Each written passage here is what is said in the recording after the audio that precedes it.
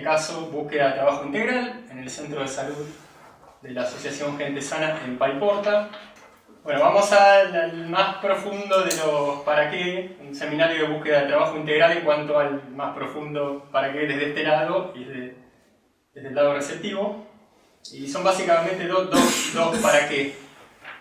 Uno que a través de una búsqueda de trabajo integral conocemos formas nuevas de entender, buscar y conseguir el trabajo. Y acá volvemos a esta cuestión de convertir una cosa en un mundo que a veces trae problemas, pero a veces es muy necesario. Hay situaciones en las que convertir algo en un mundo es una cuestión de obsesión patológica, pero hay otras en las que esta cuestión de la lupa, el microscopio o cualquier otra imagen semejante, el telescopio, si quieren, hace que uno aclare más el panorama y tenga más libertad de acción.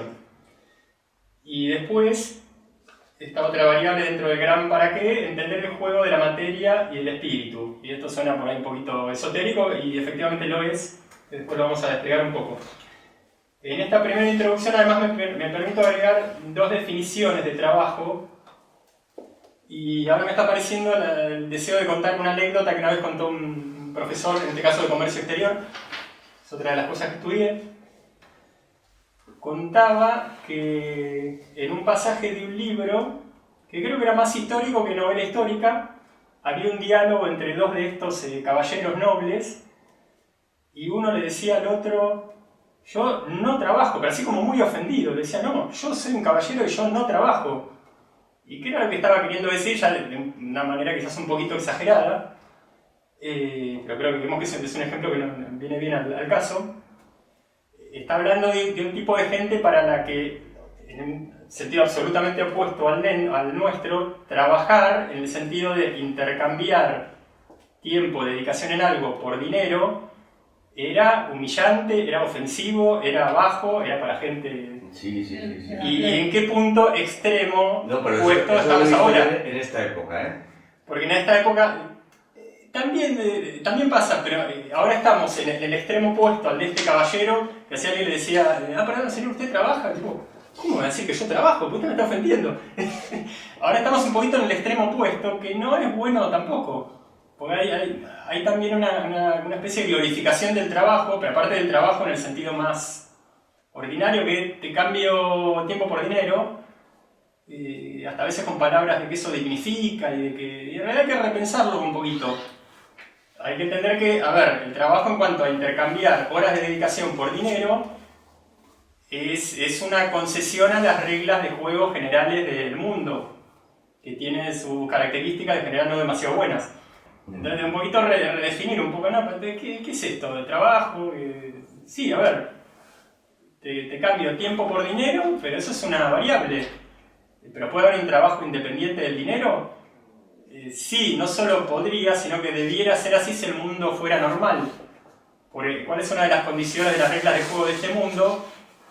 Que algo que es un medio de intercambio se convirtió en una mercadería que a la vez se multiplica, que hay gente que hace mucho negocio en cuanto a haber deformado ese medio de intercambio y haberlo convertido en una mercadería que se multiplica por sí sola, como símbolo máximo los bancos, pero no solo los bancos.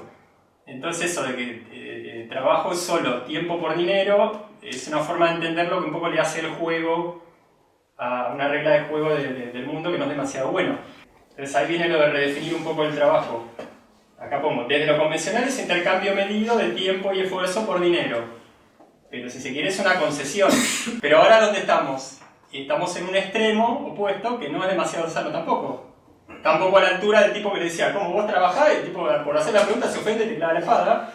Y nosotros con glorificar, como hace muchísima gente, que el trabajo dignifica. ¿Pero qué trabajo? El trabajo de la concesión a las reglas de juego, claro, de que intercambio de tiempo por dinero. Pero eso te dignifica. ¿Cómo que te dignifica? ¿Qué te dignifica eso? Bueno, eso es lo que nos quieren decir. Entonces, un poquito propongo una redefinición medianamente sana del trabajo, que es desde lo integral, es gasto de energía organizado en una actividad sostenida con interacción directa o indirecta con las personas y por lo tanto una forma completa y noble de resolver la necesidad humana básica de gasto de energía, cerrando el círculo, o de la serpiente que muerda la cola, a partir de lo que empezamos. Primera necesidad humana básica, siempre dentro de un estado de salud medianamente normal. Gastar energía, pues si no te intoxicás, y te intoxicás seriamente, a partir de cortocircuito interno, entre tu pared interna, y cortocircuito tuyo como cosa entera con el exterior.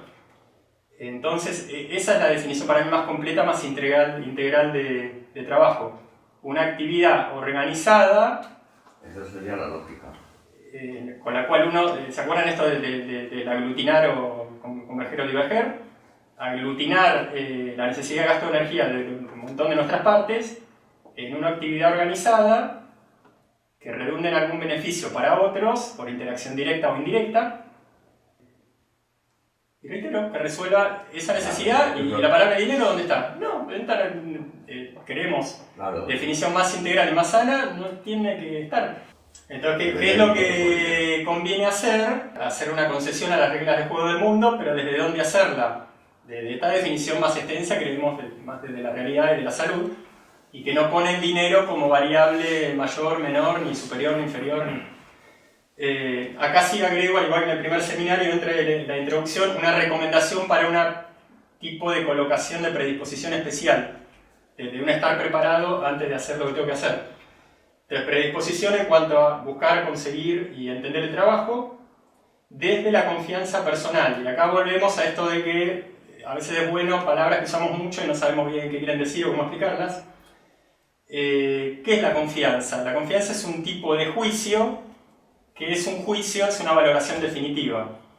Entonces, ¿qué es la confianza? Siendo el camino inverso, una valoración definitiva sobre mí mismo en cuanto a mi éxito. Es decir, valoro de manera definitiva, por lo tanto juzgo que voy a tener éxito, entonces confío en mí.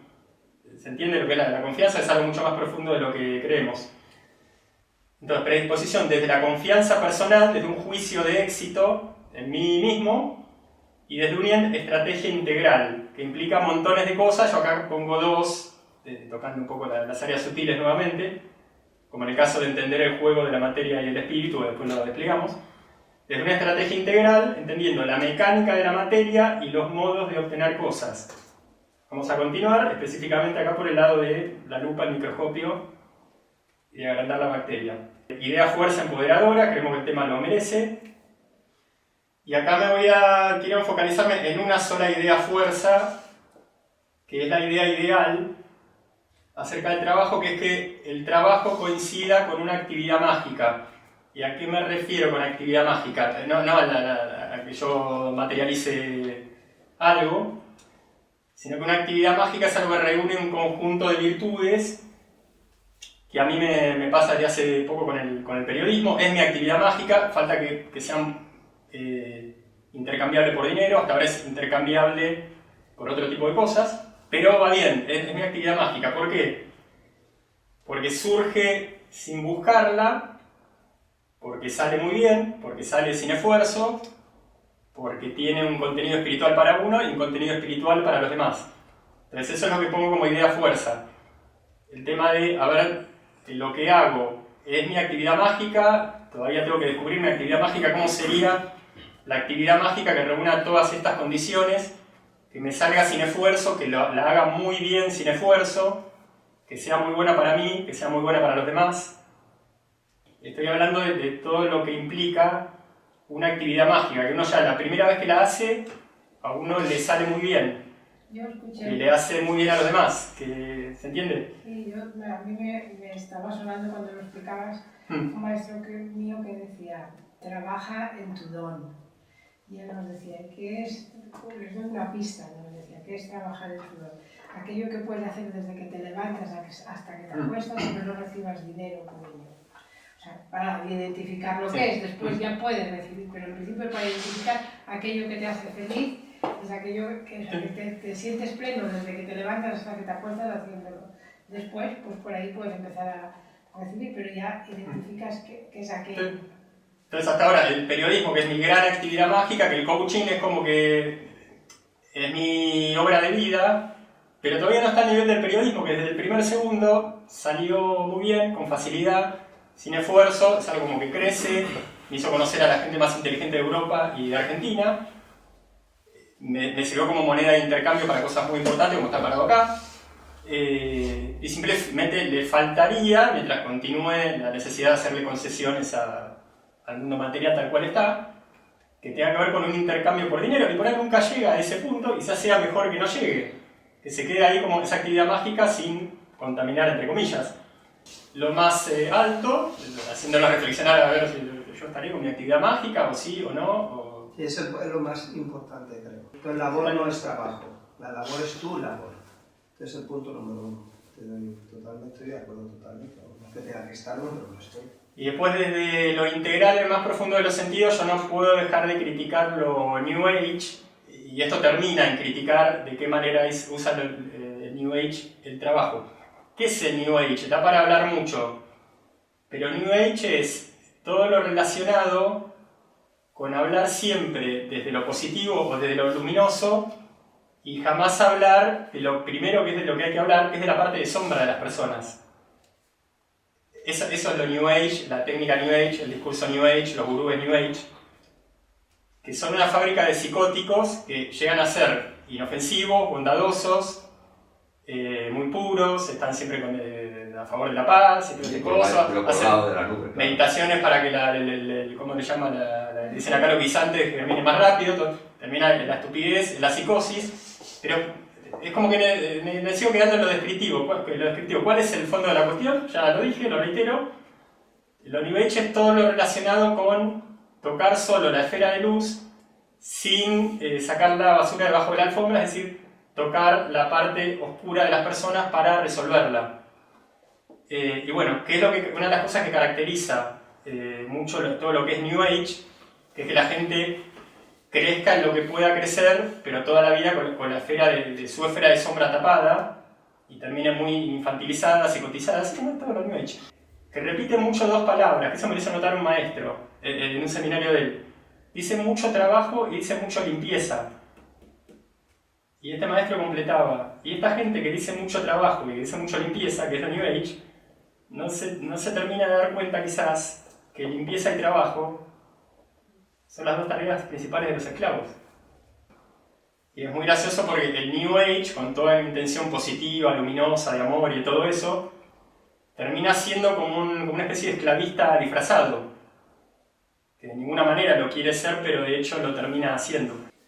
Variables de interacción con el mundo, esto refiere a entender eso del juego de la mecánica de la materia, modos de alcanzar grandes metas, músculos psíquicos, que es algo que lo que yo enseño, lo que primero enseño en una consultoría. Yo tengo un plan de protocolo de 6 consultorías. Confianza, que ya la definimos, la redefiniremos. Colocación y actitudes ante el mundo, una recomendación de consignas. Cómo dedicarse a buscar trabajo, desde qué lugar hacerlo, que hay 4 formas de hacerlo. Cómo organizar la búsqueda de trabajo, un poco un complemento de lo anterior. Recomendaciones obvias, pero como todo lo obvio, siempre necesario de repetición para acercar la difusión. Y qué tipo de bloqueo hay en relación al trabajo. Entonces bueno, vamos a comenzar. Variables de interacción con el mundo. Bueno, hay al menos 4. Y a veces las recuerdo todas, a veces no. Una variable es una cuestión que tiene al menos 2 posibilidades: intervenir y no intervenir. Segunda variable de interacción con el mundo tiene 3 aspectos: imponer lo propio, acomodarse a la demanda, son los 2 extremos del péndulo, y un aspecto central, de ser más equilibrado, que es estar abierto.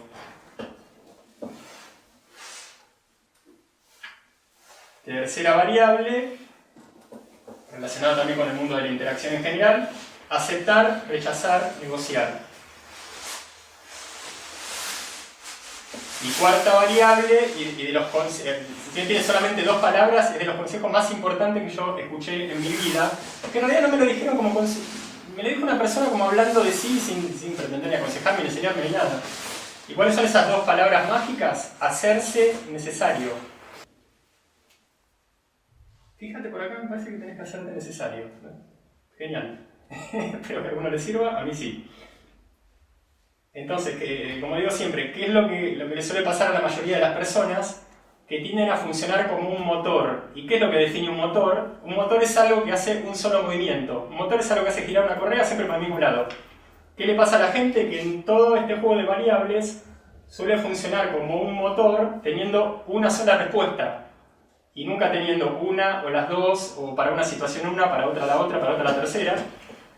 Entonces, cuidado con ser un motor y ante la posibilidad de poder intervenir o no intervenir, o intervenir siempre o no intervenir nunca, ante la posibilidad de ver si uno puede imponer lo propio o si conviene acomodarse a la demanda, o si conviene ni una cosa ni la otra, sino estar abierto a ver qué tercer elemento puede surgir, no funcionar como un motor y hacer siempre, yo solamente pongo lo mío, yo solamente me acomodo a lo que estén demandando, y dedicarse solamente a estar abierto no estaría mal, pero estaría desperdiciando que a veces puede hacer falta que yo imponga lo mío, o que puede hacer falta que yo me acomode a la demanda. ¿Se entiende?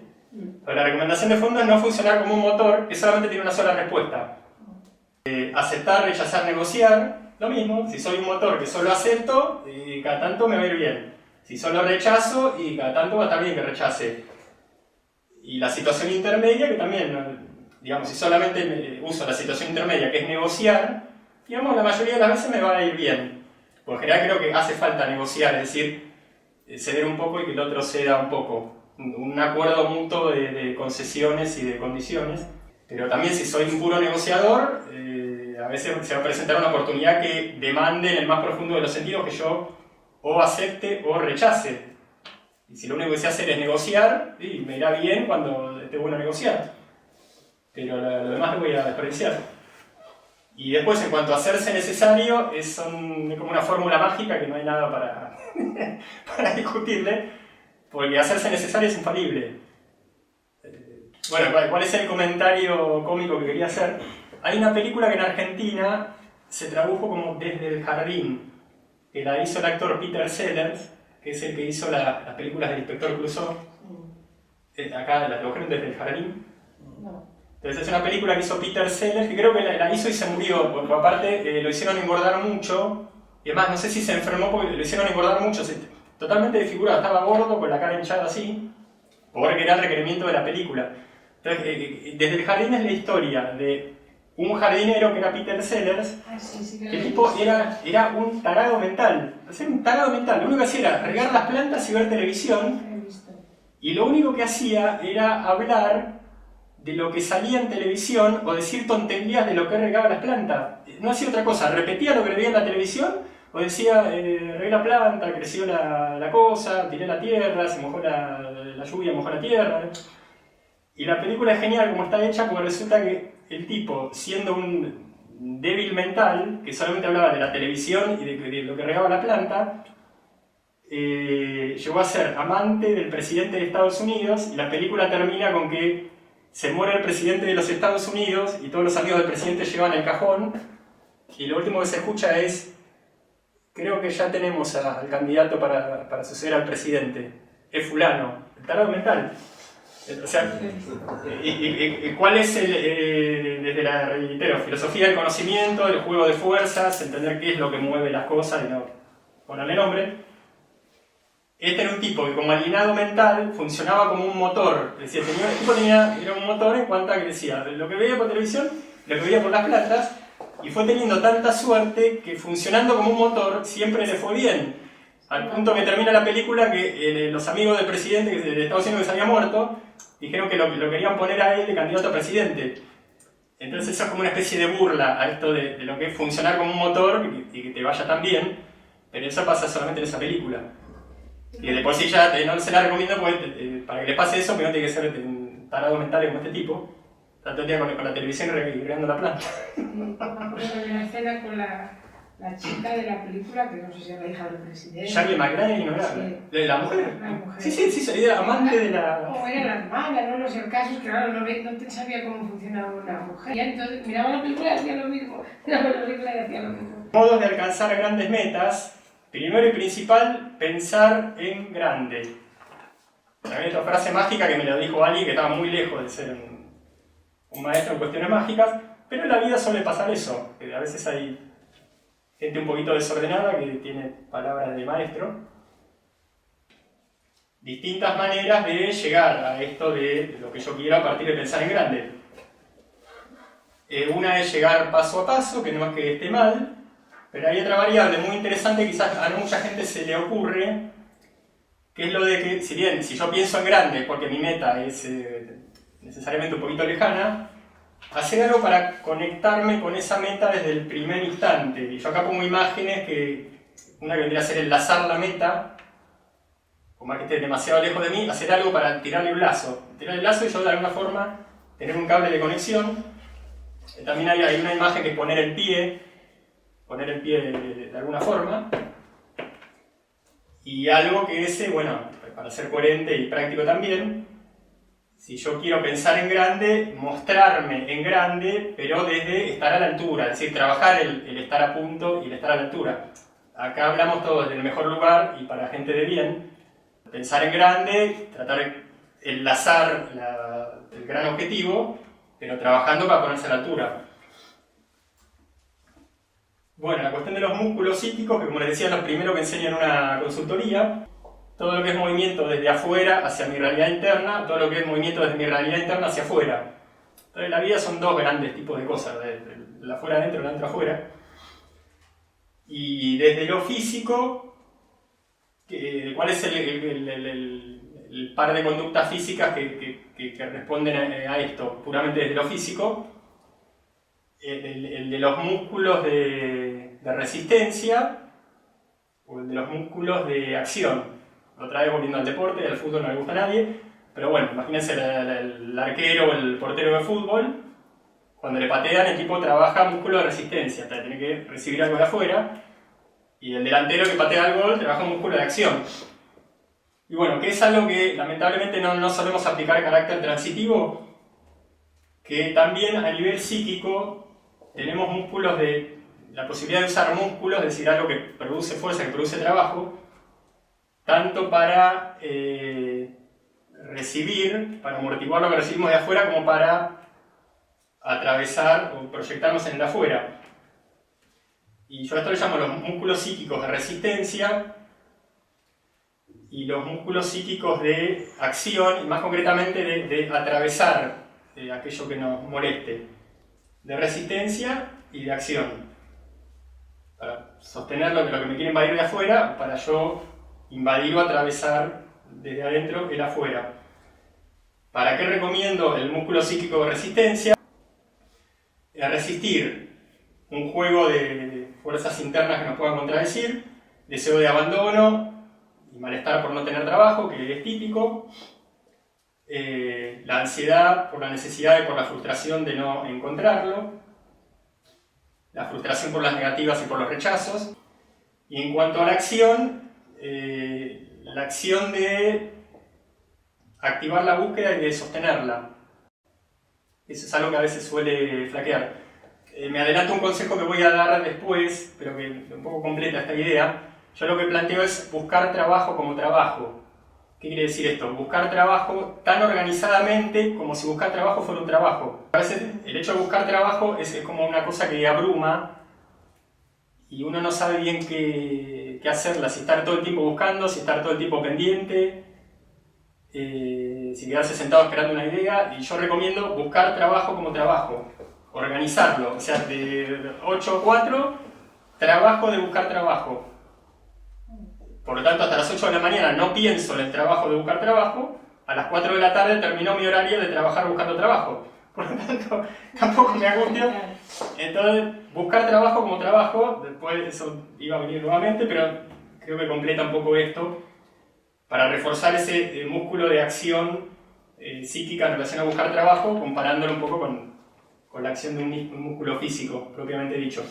Nuevamente el tema de la confianza, que ya lo desarrollamos. La confianza es una valoración definitiva sobre algo, es un decir, acá pongo entre comillas, esto es así.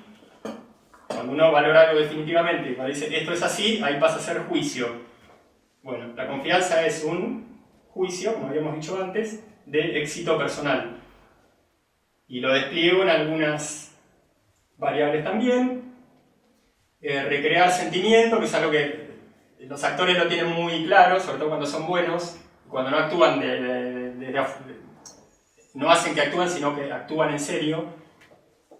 Cuando uno ve un actor que dice, no, pero este tipo no está actuando, parece más real que... ¿Por qué lo hace? Porque es un tipo de técnica actoral que busca recrear el sentimiento. Hasta ese momento se actuaba de esa forma, se actuaba más como se actúa en teatro, que es exagerando mucho y que se note que uno está actuando. En cambio, el actor verdadero, que algo que hizo, que favoreció mucho que el actor cambie la forma de actuar, tuvo que ver con esta escuela del Actor Studio, está hasta a veces días encerrado, poniéndose en el lugar del personaje al punto hasta de alienarse.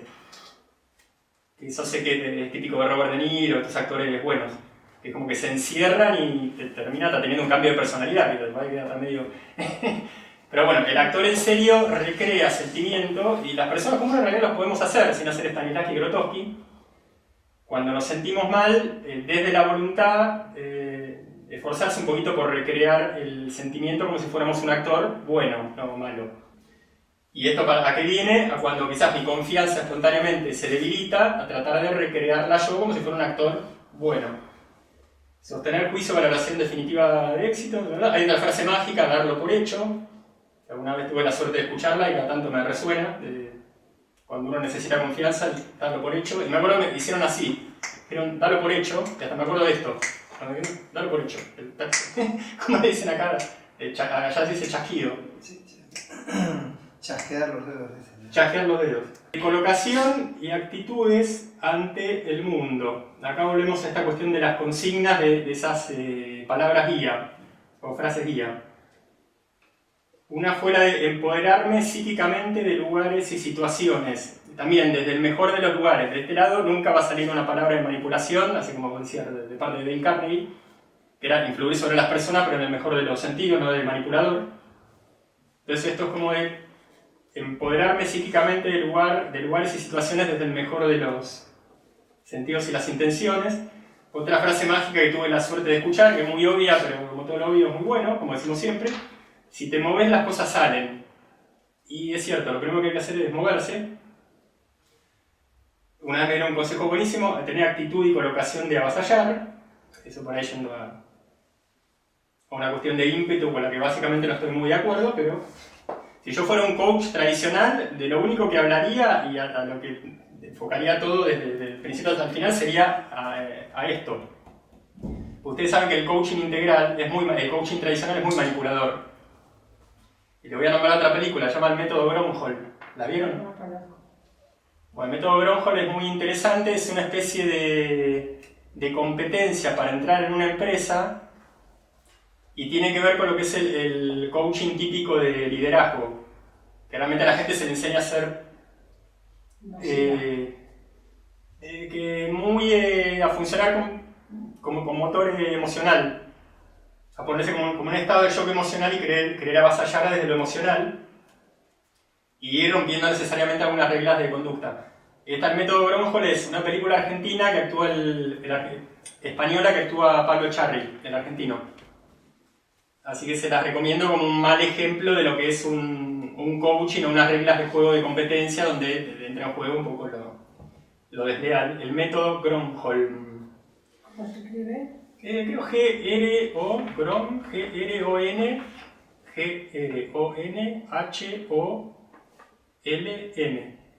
¿N o N? L-M, Gronholm.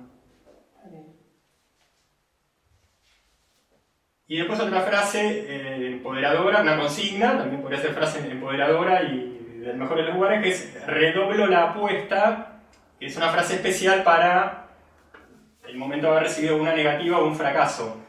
Entonces, envalentonarse uno mismo y aprovechar esto de las consignas, las frases guía empoderadoras. Redoblo la apuesta. Entonces, hay 4 recomendaciones de colocación. Y ahora sí vamos a los despliegues desde lo más sutil. Entonces, 4 niveles de dedicación relacionados con buscar trabajo, con el mundo de la abundancia en general. ¿Qué son? El primero, razón y voluntad. los niveles del nivel de la personalidad básica, cómo conseguimos todo desde el nivel más básico, desde razón y voluntad, sin demasiada vuelta. Después un segundo nivel que es intermedio entre el nivel básico de la personalidad, que es todo razón y voluntad, y el nivel siguiente, que es el del alma, de la intuición y todo eso que viene después, que es el de usar la voluntad y la razón no para conseguir algo concreto, sino para buscar campos de posibilidades. Por ejemplo, esto para mí fue venir acá justamente en materia de que esto es un campo de posibilidades. ¿Se entiende? No, sí, está como objetivo dar el seminario, pero el campo de posibilidades es conocerlos, intercambiar cosas, bueno, tener recomendaciones mutuas. El tercer nivel, que ya es puramente espiritual, al menos en el primer nivel de lo espiritual, que es el del alma, que es este trío de variables: intuición, sincronicidad, instinto.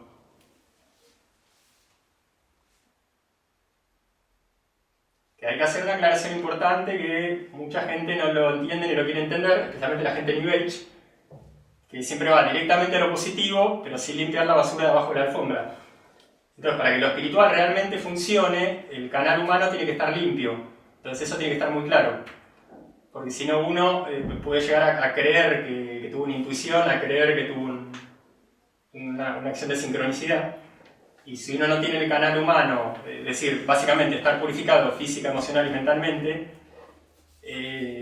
lo que va a tener en relación a lo espiritual son fantasías de que está viviendo alguna cuestión de tipo espiritual. Entonces, primer nivel de lo espiritual: intuición, sincronicidad, instinto. ¿Qué es la intuición? No es lo que se le suele llamar la mayoría de las veces. La intuición es, para mí la mejor metáfora que define la intuición es pensamiento vertical. Es decir, tener un pensamiento que no viene como secreción de mi propia asociación, sino que viene de arriba. Pensamiento vertical, algo que viene de otro nivel, de un nivel de juego de fuerzas. O como dice alguien, del entramado. ¿Qué es sincronicidad? Sincronicidad quiere decir sin tiempo. Es decir, cuando hay una coincidencia de necesidad con solución, de respuesta con solución, de problema con solución, más allá de buscarlo, sincronicidad, síncronos, sin tiempo. ¿Qué es instinto? También una palabra mal usada, que el instinto animal, que no tiene nada que ver. El instinto no es otra cosa que la intuición desde lo físico. O sea, intuición espiritual, pensamiento vertical. El juego espiritual de la vida me planta un pensamiento. Instinto, lo mismo, pero con una sensación corporal. Que puede ser o de acercamiento o de rechazo. Es lo mismo, el instinto, espiritualmente hablando, es la intuición corporal. ¿Se entiende? ¿Cómo se entra a este juego de tres variables virtuosas? Reitero, como es plano espiritual, estando la parte humana medianamente limpia. Si no, ¿saben qué es lo que pasa? Que hace poco grabé una clase sobre abundancia, lo expliqué claramente. ¿Qué es lo que a la gente suele llamar sincronicidad, instinto, intuición, la gracia del espíritu, que le rezó a la Virgen, que le rezó a la... ¿Quién nombraron recién hoy? ¿A la aparición de quién? De Lourdes, la Virgen de Lourdes. Bueno, ¿sabes qué es lo que pasa en la realidad que la gente le llama milagro, todo eso? Ley de accidente. Ley de accidente. Ley de accidente. O sea, ¿qué es ley de accidente? Es vivir por las olas de todos los tipos de ciclos que nos atraviesan, astrológico, lunares, de biorritmo. Paso dije la palabra biorritmo, investiguen el tema de biorritmo porque es muy condicionante. El tema de los 3 biorritmos. Entonces, la gente común es muy gracioso porque le llama mucho de gracia, de la vida, regalo de Dios, y porque yo recé mucho, ¿no? A la ley de accidente, porque después a los 5 minutos le pasa algo muy grave. Entonces todos estamos dentro de ley de accidente, pero lo inteligente no quedarse sentado esperando las olas, sino subir justamente poder subir al nivel de variables espirituales a partir de trabajarse, entonces escaparse de que nos vaya bien por ley de accidente. Cuarto aspecto de los 4 modos de dedicación integral en relación a la abundancia, la búsqueda de trabajo, esta cuestión del espíritu, que es también el trío de variables: poder, ordenar, crear, pero no desde un nivel racional. Poder, ordenar, crear desde el más alto de los niveles, que solamente se llega a ese nivel de poder crear, ordenar, agregar al mundo, no conseguir algo por quitarle al mundo algo que el mundo ya tiene. También desde una colocación espiritual, cómo se llega a la colocación espiritual. A veces es muy bueno definir las cosas por lo negativo, por lo que no son o por lo que no hay que hacer para que sea, teniendo limpio el canal humano, energía, cuerpo, emoción y pensamiento. Si no, no se entra a estos dos tipos de variable espiritual: alma, intuición, sincronicidad, instinto, espíritu, poder, ordenar, crear, genuinos. Organización, bueno, 4 modos de organizarse para buscar trabajo, que también es una combinación de consignas con el consejo concreto, pero también una mezcla de consigna con idea fuerza. La primera ya la dijimos: buscar trabajo como trabajo, valorizar la búsqueda y hacerlo organizadamente. Todo eso junto. Cuando había mencionado esto anteriormente, le estoy agregando valorizar la búsqueda. Otra cosa que ya mencioné: pensar en trabajo, en horario de trabajo, lo tenga o lo esté buscando. También es una recomendación, creo que es muy valiosa para alguien que tenga trabajo de hace 50 años y que lo tenga hasta que se muera. Pensar en trabajo, en horario de trabajo. Algo que es achicar lo grande. Volvemos nuevamente, al menos lateralmente, a esto de aglutinar o convertir una cosa en un mundo. Uno de los procesos más interesantes que hice como coach fue ayudar a una alumna universitaria a recibirse. Entonces había cursado una licenciatura de 4 años y le quedaban casi 20 materias. ¿Acá dicen materias? Entonces yo le hice un coaching a esta chica, que en realidad venía cada vez que tenía un turno de examen a que yo le diera apoyo para estudiar, para organizarse.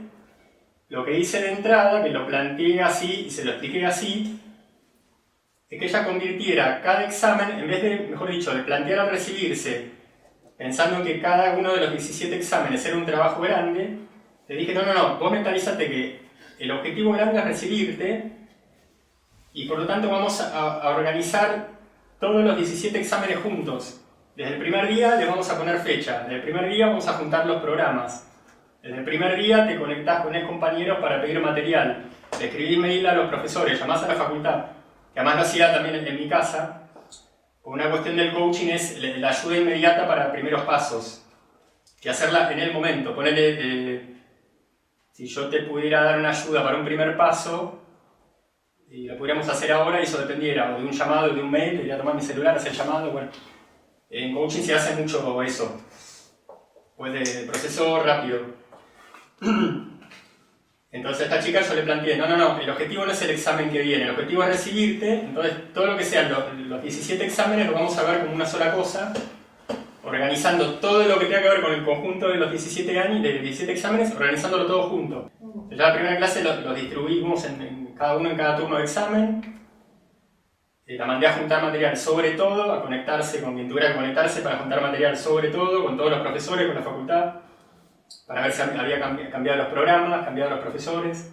Resulta que una vez me comentaron algo muy divertido, que parece que es en serio, que un método que tienen los científicos rusos para investigar es que a veces a los tipos no solamente les hacen continuar con la investigación de algo que se esté investigando, como cómo llegar a Júpiter o no sé qué, sino que a veces a los tipos agarran un equipo de científicos rusos y le dicen: a ver, trabajen sobre esta hipótesis delirante, y le dan una hipótesis delirante. A ver, ¿cuál podría ser? Porque me dieron un ejemplo y no me lo acuerdo. A ver, resuélvame qué haríamos si nos invade una legión de marcianos con tales características. Pero algo totalmente delirante, y los tipos tienen que tomárselo en serio y responder con un plan científico.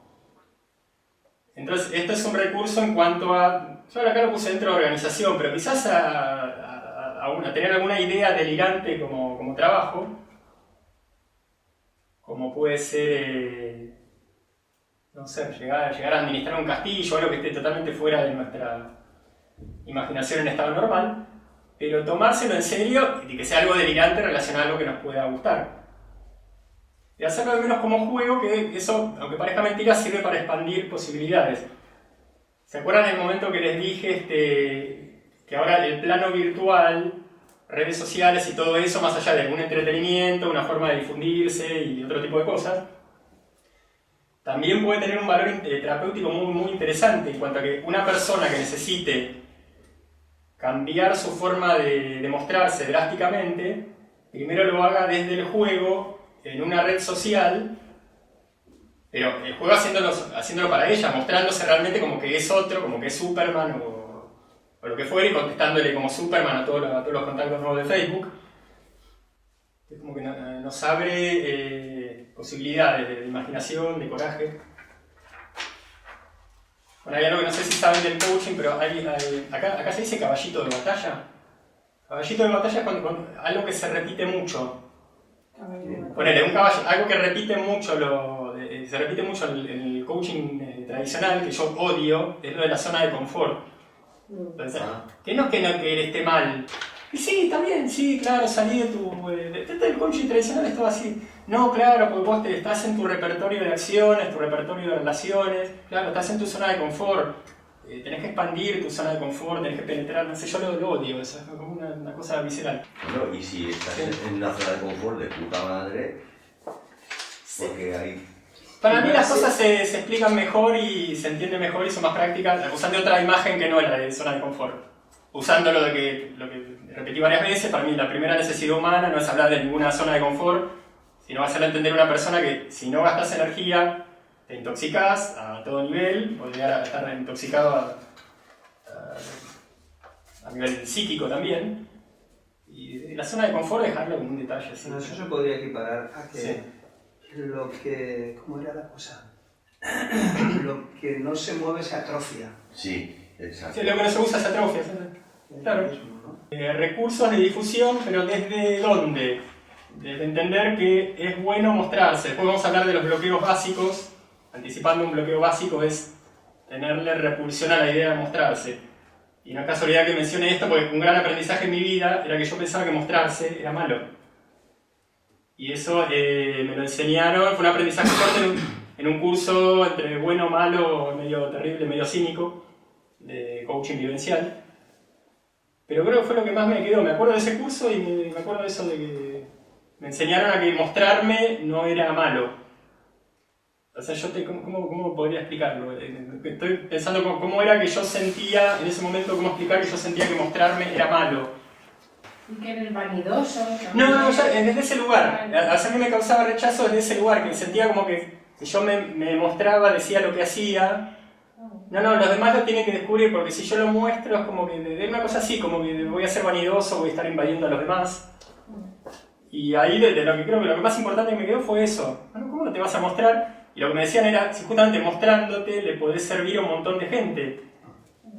Entonces te ayudás a vos porque convocás a los demás y los demás están súper felices de lo que vos tenés para ofrecerles. Entonces, mostrar imágenes prolijas, pero desde ser uno prolijo y preparado. Tener una tarjeta profesional. Hay gente que usa permanentemente, que es propio del nivel empresario, usar los PIN. Acá le dicen los PIN. Eso que se clava acá. Sí, lo que es un PIN, pero no se utiliza mucho. ¿No? Tarjeta personal, el PIN, que como que... Sí, a ver, el PIN no tiene el número de celular y el mail, pero o sea, a mí no me gusta, es típico del ambiente empresario. Las tarjetas personales, después los tipos de difusiones gráficas como los flyers, que yo uso hace tiempo para distintas cosas.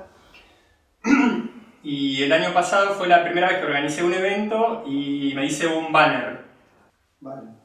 Lo que pasa es que en internet se utiliza mucho como banner, si uno ya asocia banner a internet, pero un banner realmente es una pancarta que muestra.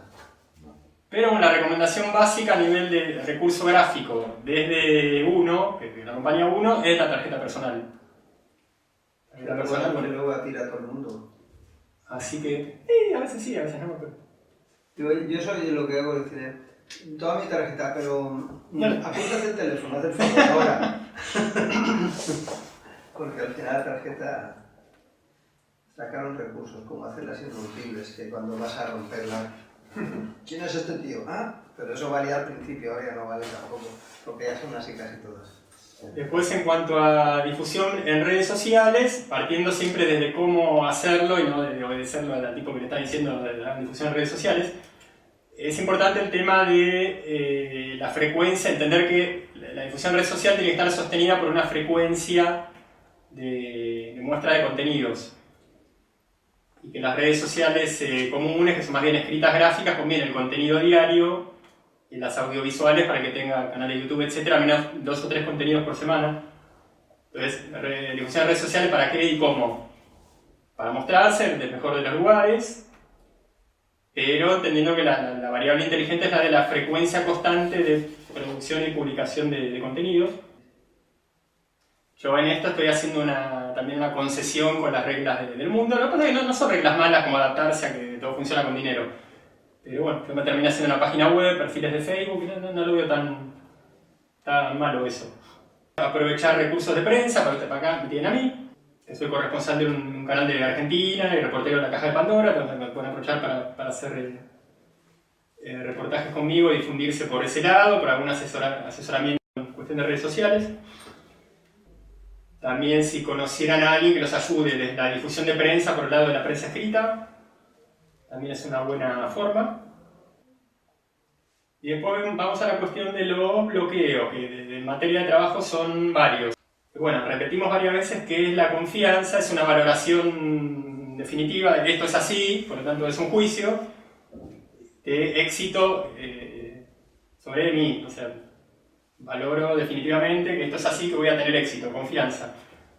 Entonces hay muchas equivalencias metafóricas o psicosomáticas o psicológicas entre dinero y cuestiones psíquicas justamente. Una es igualar dinero con confianza.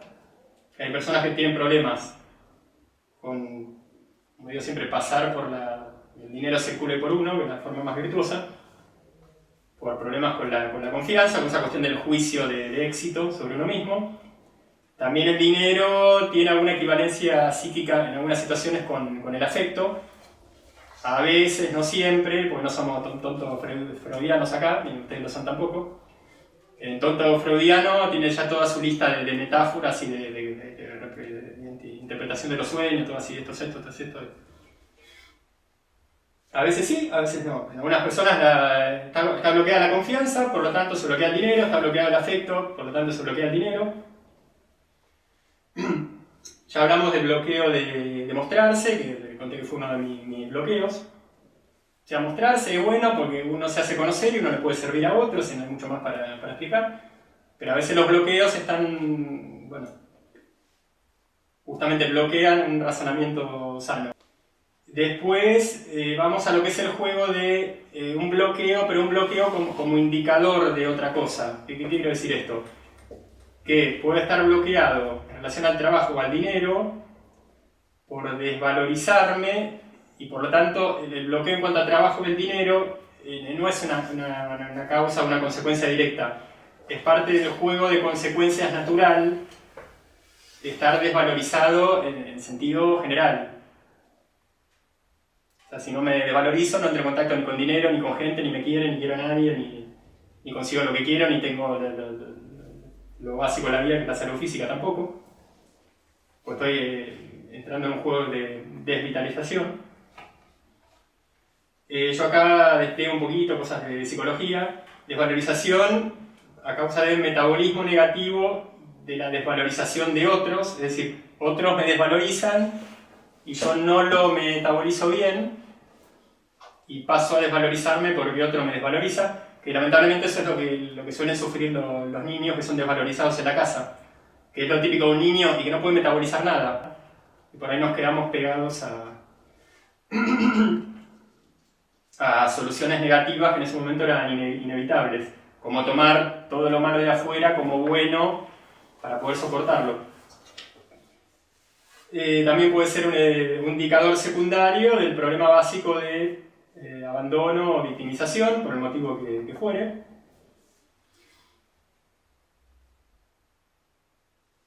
Y después llego a algo que también ya te toca lo sutil, lo espiritual, pero es un problema que existe y que quizás lo tenga alguno de ustedes y se culpe o esté buscando causas que no existen. Resulta que cuando una persona es espiritual en serio, tiene un tiempo de cocción mucho más largo que una persona común. O sea, si están en un proceso, en un camino de vida realmente profundo, el tiempo de cocción es mucho más lento. Y una persona común parece que sale al paso más rápido que nosotros, pero en realidad sale al paso y se recupera y se pone bien volviendo a un juego ordinario de la vida, a un juego superficial. Y la persona que es genuinamente espiritual necesita un tiempo de cocción más largo y después tiene un fruto ya más positivo. Cambiar de nivel de vida, entrar definitivamente en esas variables de intuición, sincronicidad, instinto, crear desde el espíritu, crear para agregar algo y no para sacarle algo a otro. Y la verdad que es un camino bastante pesado. ¿Alguno se siente identificado con esto de que por ahí en algún momento estuvo en un tiempo de cocción muy largo, pero que después ya le dio un fruto definitivo?